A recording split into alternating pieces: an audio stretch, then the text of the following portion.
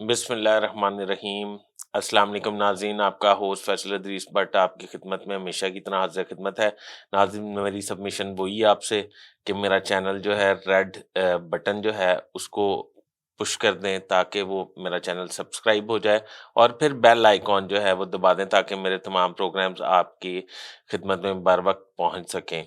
ناظرین، میں جس طرح کہ آج میں نے پروگرام نہیں کرنا تھا، میری کوئی مصروفیت تھی ذاتی قسم کی، پر جیسے ہی سپریم کورٹ کا فیصلہ آیا تو میں نے سوچا کہ یہ پروگرام کرنا بڑا ضروری ہے۔ آپ کو یاد ہوگا نو رکنی بینچ پہ میں نے پروگرام کیا تھا جس میں میں نے یہ کہا تھا کہ جرنلسٹ صحافی جو ہیں وہ بہت رو رہے ہیں، پیٹ رہے ہیں، اور یوٹیوبر اور دانشور جو ہیں وہ یہ کہہ رہے ہیں کہ یہ کیا ہو گیا، فلاں کیا ہو گیا۔ تو میں نے اس وقت عرض کیا تھا کہ یہ بھائی ججز نے آئین کی تشریح کرنی ہے، ججز نے آئین کے بارے میں بتانا ہے، اور یہ حکومت وقت کو بتانا ہے کہ بھائی یہ آئین میں لکھا ہے، یہ آپ نے کرنا ہے۔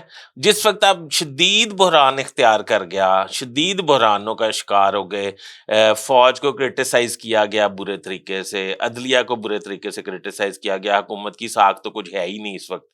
تو آپ یہ سوچیں کہ نگران حکومتوں کا مطلب ہوتا ہے نیوٹرل حکومت، تو نگران حکومتیں بھی جو ہے نا ون سائیڈڈ ہی ہیں، وہ بھی جانبدار ہیں، وہ بھی ون سائیڈڈ نہیں ہیں۔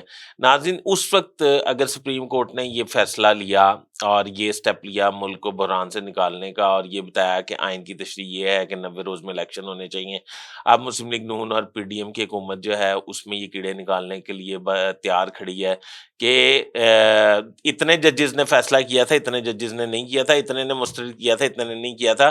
تو ان کو ایک رپورٹ جرنلسٹ نے، ہمارے بھائی نے سوال پوچھا کہ بھائی جان، فیصلہ وہ ہوتا ہے جو لکھا جائے۔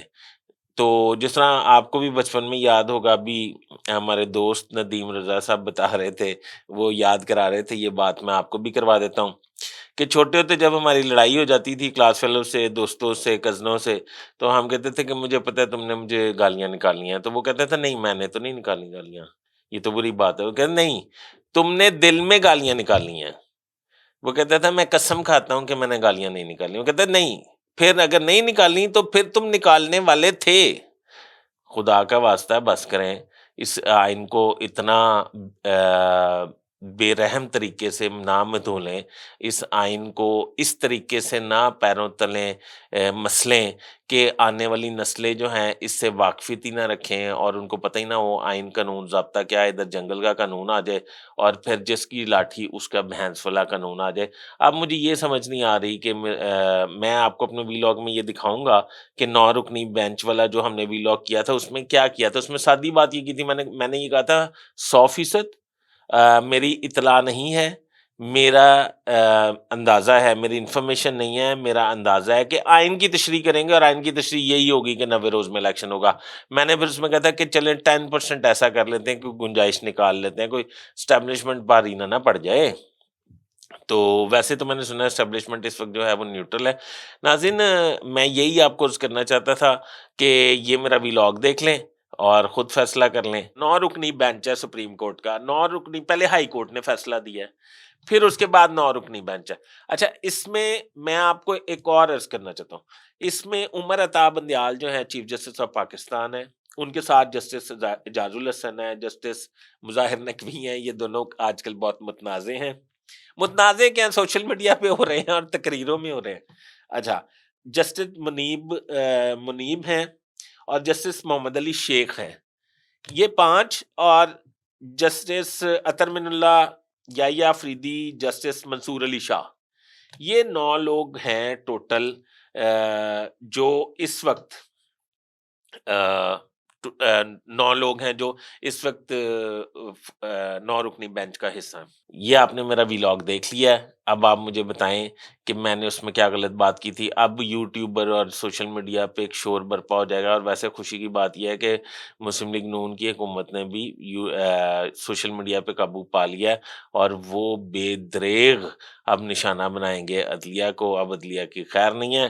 اب ناظرین، اگلا میں پروگرام میں کروں گا انشاءاللہ تعالی، وہ بڑا میں نے ٹویٹ بھی کیا اس پہ، وہ بڑا ایک تجسس والا پروگرام ہے جس میں آج کل ایک اسلام آباد ہائی کورٹ کے جج شوکت صدیقی صاحب جو ہیں، وہ ایک سابق D G I S I پہ، جب وہ ڈی جی سی تھے اس وقت پہ الزامات کی بھرمار کیے ہوئے ہیں، اور ایک مظلوم سی چہرہ لے کے اور مظلوم سی شخصیت بن کے ہر ٹی وی چینل کی زینت بن رہے ہیں. میرا خیال یہ ہے کہ پری پلانڈ انہیں پلانٹ کیا جا رہا ہے. مجھے یہ لگتا ہے کہ جنرل فیض کو اس کا جواب دینا ہوگا. میری ایک کامن فرینڈ کے ذریعے جنرل فیض سے بات ہوئی تھی. جنرل فیض کی اس کے بارے میں کیا کہنا ہے اور اپنے اوپر لگنے والے الزامات کے حوالے سے اور خاص طور پہ شوکت صدیقی صاحب کے حوالے سے کیا کہنا ہے، میں اپنے ویلاگ میں آپ کو بتاؤں گا.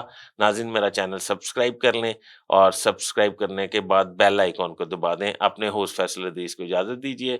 اپنی دعاؤں میں یاد رکھیے گا. اللہ حافظ.